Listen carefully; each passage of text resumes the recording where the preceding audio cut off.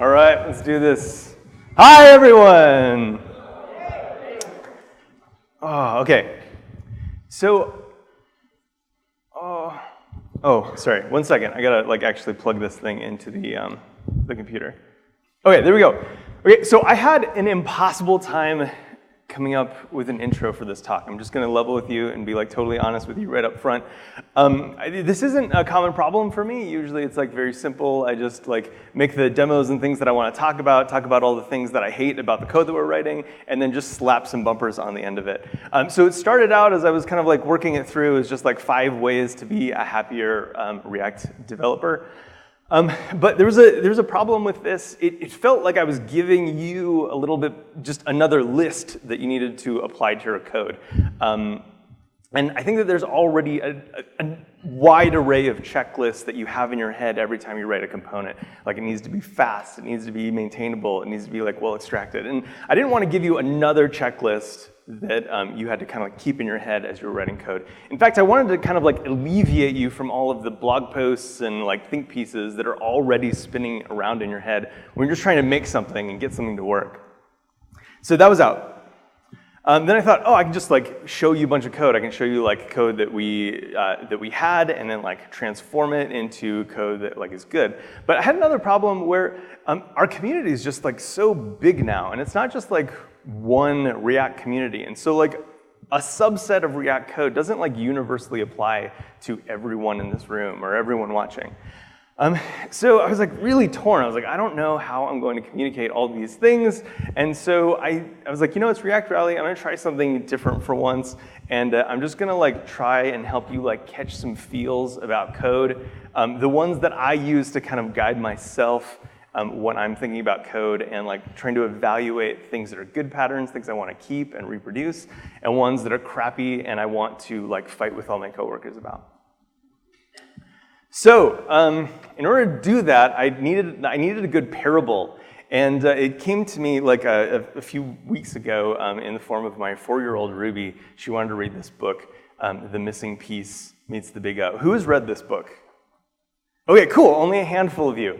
Awesome. I'm so happy that you all have read it. But I am going to share this story of The Missing Piece Meets the Big O with you. Now, in case you missed that, I have absolutely no idea how copyright of books and all that kind of stuff works. So I made a crappy Keynote version of all of the pages that I needed.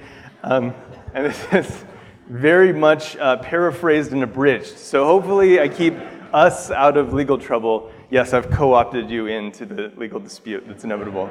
Thank you for being a willing participant. So let's start. So the missing piece sat alone, waiting for someone to take it somewhere. Some fit but couldn't roll. Others rolled but didn't fit. Some had too many pieces missing, and others had too many pieces, period. Then one came along that fit just right, and they were notably happy together, until the missing piece began to grow. Oh, sad. Then one came along that looked different. I was hoping that I could roll with you, said the missing piece. I'm not missing a piece, said the big O, so you can't roll with me, but you could roll yourself. And went away. Now, the missing piece sat there for a second and was I'm not really sure what he means, because missing pieces don't really roll on their own. But it tried. So it lifted itself up and it flopped. But then flopping became bouncing, and bouncing became bumping, and soon enough, it was rolling. So back to React. So there's 90 seconds of that book. I have the book with me also if you want to read the rest of the story. It's fantastic. So when React came out, it was a missing piece, right? And I think that it actually hailed itself as a missing piece. The V in MVC, the marketing around React was that you could just fit this into your existing applications. It was unopinionated about where you put it. And so all of us knew what to do with the missing piece. We just kind of shoved it inside of our application. And so, you saw this early on with Backbone apps.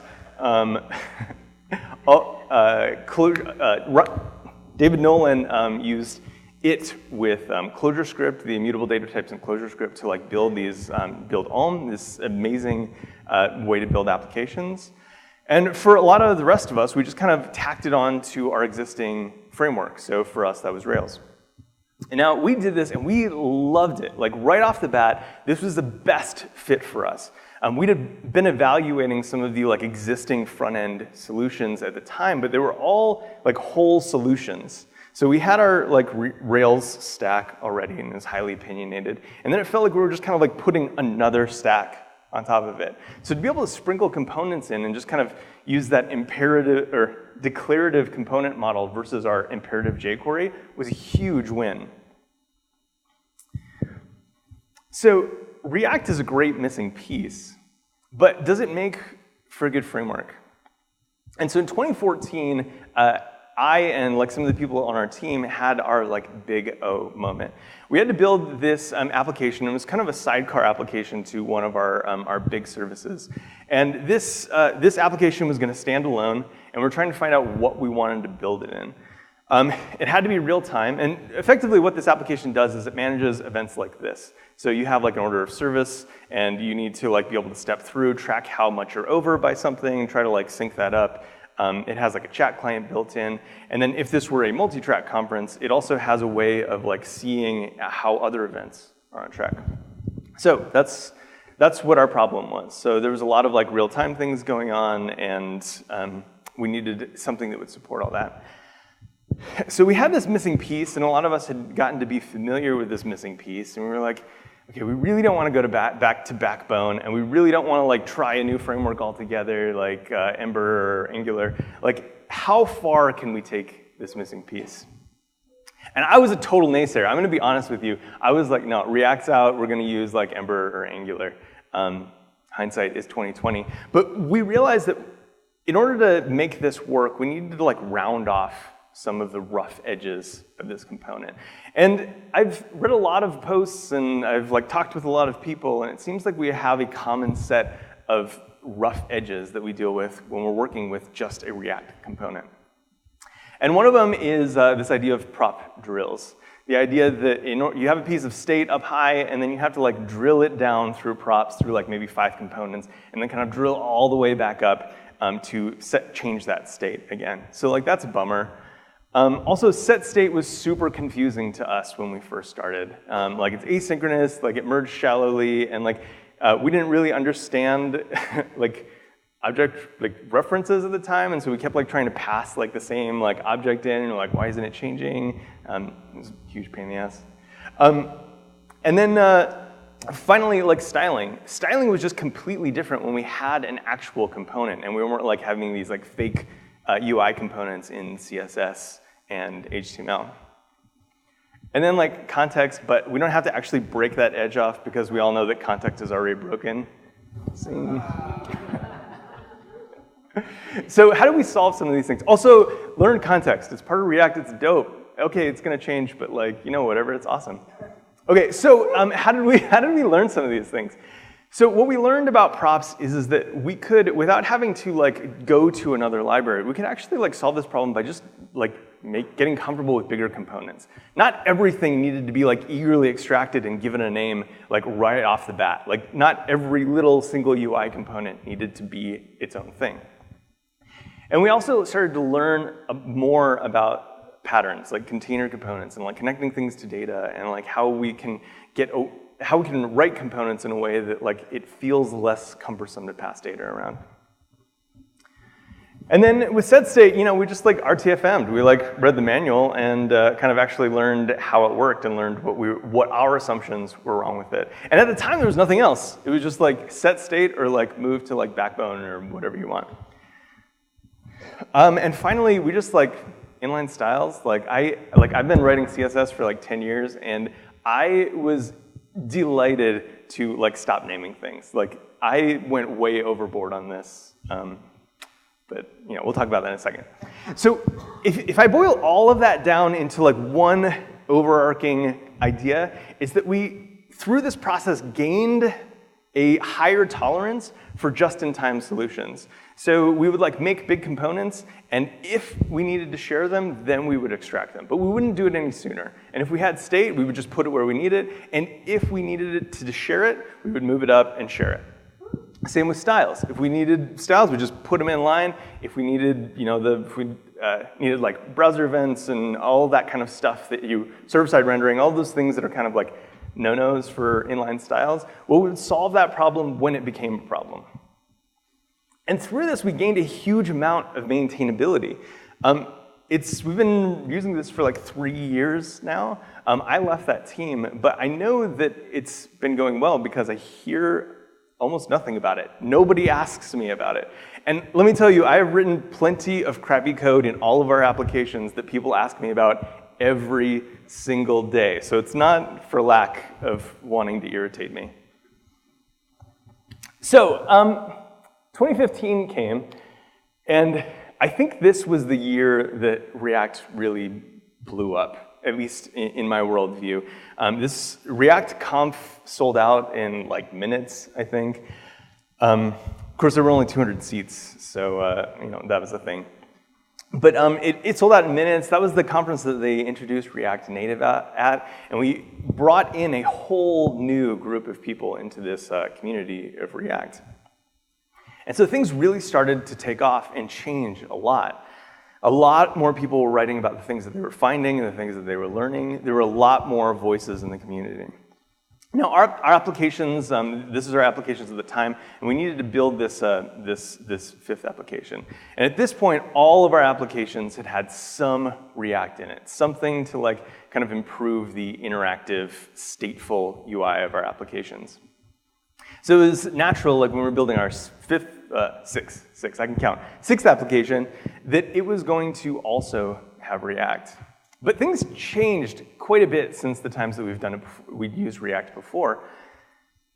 React, when you started to like search for React and search for React solutions and like think about how you were going to solve certain problems, there was very little about React itself, and everything was React ++. React plus this library, React plus this library. And this idea that React was a missing piece, and without a pair, it was unusable. So unfortunately, that really found its way into our application. And when we started building this new application from scratch, we seemed to forget that we already had something else. We had Rails and it was already opinionated. And our app started to look like this. It just had too many pieces. At times, it literally felt like someone had built a script to just watch for like keywords, like the React keyword in like Medium and Hacker News and Twitter, and just npm install whatever had a certain amount of engagement. Because we had like single components that were using immutable JS, just like one component. Super irritating. So instead of moving fast, we were like just managing dependencies, and like this would update and it would break this thing over here, and like everything was just this swirling pool of terribleness.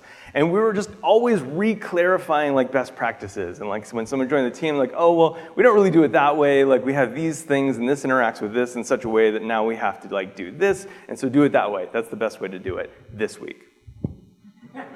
So we went backwards. Like we took a huge step backwards. We had all these maintainability wins where for 3 years, I'm not even hearing about like my code because it's like so easy to maintain. And like now it's just everything is a constant conversation. And we've gone through like 3 versions of Flux at this point. So what changed?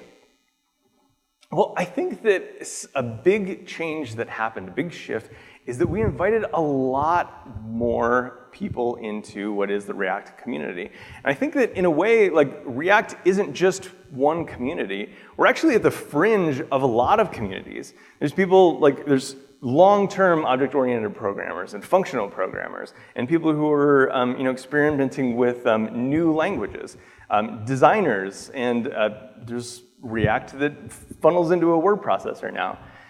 And all of these voices started to like convolute like the purity and the simpleness of what React can be for any given application or any given stack. I think this is where JavaScript fatigue started to creep in, because every day you were reading all of these really cool things that people were doing, and it felt like you had to do those things too, because React itself was this kind of shedding of like best practices, and everyone wanted to be like on the end, even if it hurt them. So we had to kind of make a decision and say like, hey, what we're going to do is we're going to just guard our stack. Say, hey, these are the things that we care about. These are the things that are known wins. And then every time we read something, like take it in as information, see its potential, but then really protect the thing that we're working on now and the thing that we already know works. We want to win and keep winning, not like have a temporary win and then go backwards. So this is one of my favorite quotes, and I wanted to be like one of the React talks that had an Edgar Dijkstra quote. One of the 5,000. So, but I like this one. It says, simplicity is a great virtue, but it requires hard work to achieve it and education to appreciate it. And to make matters worse, complexity sells better. And I think it really does. Like people get giddy about all of the like new things that are happening. And they forget that like at the end of the day, like we just want to be happy writing code in the apps that we're working in. So I read that as like sometimes you have to like be here before you can get to here. And that was our experience with this. And so I have 5 liberating constraints that I want to share with you. And like maybe you are in a situation that we were in, where like the thing that we built was like turning against us. It was like it had gotten too big and we weren't controlling it, but it was controlling us. Or maybe you're new to the React community, and every time you Google for something, there's like 5 articles that say you should never use this, it's a bad practice, like you're gonna hate yourself. And so you need a way to be able to kind of like sift through like what of that is nonsense or what of it just doesn't apply to you right now. So here's my 5. First is know who's driving, or know whose mouth you're in the case of this example. So we have like a too many cooks problem, and we walk into this every time. When I started with React, this was React. Right? It was like, okay, cool, I'm gonna like start something with React. And this was a viable React app. This was like my hello world. We actually built a component and shipped like our first set of components like this. Now it's totally different. Like if you say, like if someone came to you and you're like, oh, hey, I really wanna get into this React thing, like what do I need to learn? Well, if you're on the web, this is kind of like the holy trinity of React. You have to learn all 3 of these things to even start doing React development. Now, this is nothing against these 3 things. I love all of these things, but the idea that you have like this starting point that is like already a little bit incongruent puts people on the wrong track. Because really, it looks a little bit more like this. All of these tools have opinions about how code should be written and how code should be organized.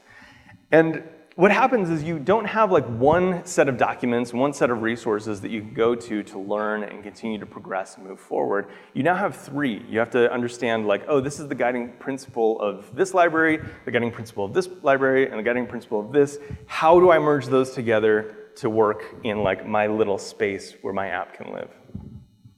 And unfortunately, like the waters get even more muddied because you actually need like connect to connect Redux to React, and sometimes you need like React router Redux to connect the state between Redux and React. And so we've sent people down this trail that is like harming them from the get-go. And I think that we're actively turning people away from React as a solution for their applications. And as these libraries kind of move and make choices that put them farther apart from each other, then instead of doing real work, we're wasting time and wasting cycles to bring our app back into like a working state. So you need to ask yourself, what role does React play in your app? And I posit that it really doesn't matter. I think that I think that there are viable cases for having a like Redux app that React is kind of like the secondary citizen versus having just like a React app. But you need to know who is in charge. And for us, for most of our applications, Rails was in charge. And so we have solutions that really allow us to take an app team's 40 to 50 years experience in Rails and be able to like marry that to React. And we do that by like really carefully curating what our application stack looks like. Second point is you need to optimize for change. And in this section, I just have rant because I needed a little bit of a buffer, and I don't think I actually have that much rant time left. So I'm gonna just like throw this out there real quick. Okay, don't eagerly extract components. You're just wasting your time and everyone else's time, especially if you test them and like write flow annotations for them. Like, stop it. Like, you're hurting your team. Like, everyone hates you. Okay. Second of all, you cannot predict perf problems, right? A lot of people, like, I read posts that say, like, you need to do this every time to, like, make sure that you never have a performance problem. And it's not true. I think that you don't need to write like a robot every time to be able to, like, identify performance problems. So I was talking to Kent, and he was saying, like, I really like your pragmatic approach to, like, a lot of these things. And it's because this pad literally sits on my desk, right? And so I have my assignment, and I'm like, I'm gonna add this feature, right? And so I write that down on the left side, and then it's like, oh, I should, like, you know, make this performant, even though I don't know what the metrics are, and I write that in the fuck it side. And I'm like, oh, I heard about, like, this new CSS and JS library, I should use that. No, fuck it side. And then ship it, I'm done. So get one of these and put it on your desk, it's super helpful. So keep it live and don't perf without metrics. Like, you're just wasting your time. So 3, know your component shapes or master the patterns. So there's effectively only one real pattern in React, and it's to put a component inside of another component. And we have like all of these like magic tricks that we do to like make that dynamic. And so I just want to cover the two kind of like competing ideas, if you know they're really competing. So it's around this idea of like a knowing and an unknowing component, or like a smart and a dumb component, or like container and presentation component, whatever you call them on your team. Something that knows something and another component that doesn't know anything. So the way this starts is that you have, so if you prescribe to the idea of like, you know, using a component to do this composition, you start with a component, and that component has a hole in it. And it's waiting for another component. You pass that component in, it can either be a component, you can use a function if you want, and then that knowing component sends its state, the knowing state, to that new component that was passed in. This is a cool dynamic relationship. Now, a higher order component is a little bit different. You start with a function, right? And then that function takes a component, and then that actually like creates this component on the fly that then sends its smarts down into the other component. So is that illustration helpful to anyone? Okay, nobody, perfect. Thank you. So there's this big discussion, and I feel like it's very it's very impassioned. Like, okay, do we use higher order components or do we use callbacks? And my opinion is like you need to know both because it doesn't matter. Because no matter what you do, you're going to end up using a library that uses one or the other. Or sometimes if you're using the holy trinity of React, like you're going to use both all the time. So know both, understand the patterns, and like just kind of like move forward with your life.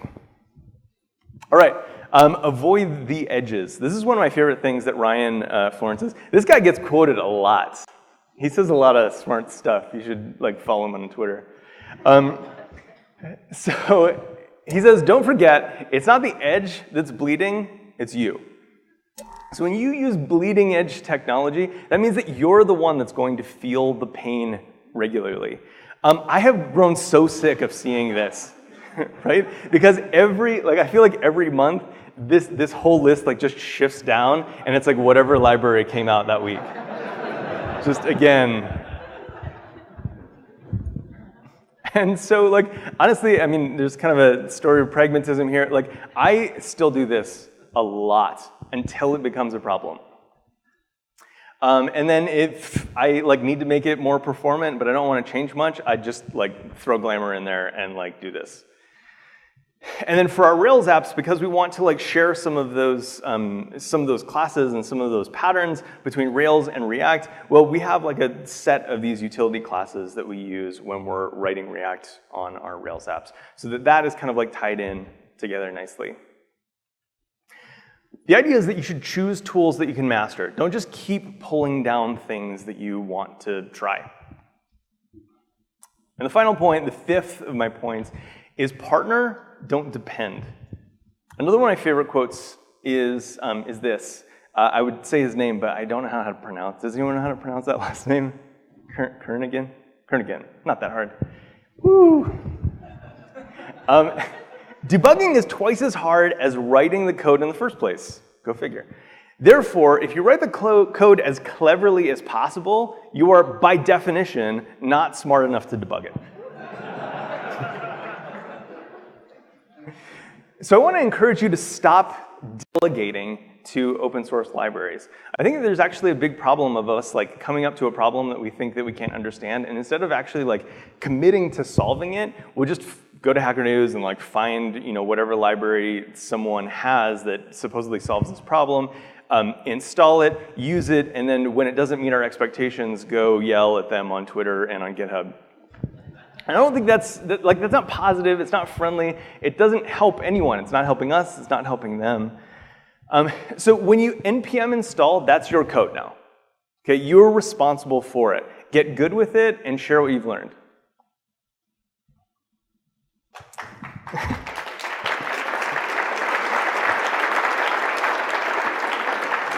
All right, I'm gonna button this up. We're gonna close it up. Okay, so React is amazing. I love React, and I think this component thing that has been made is just the most beautiful way to work with UI or whatever you're using it to work with.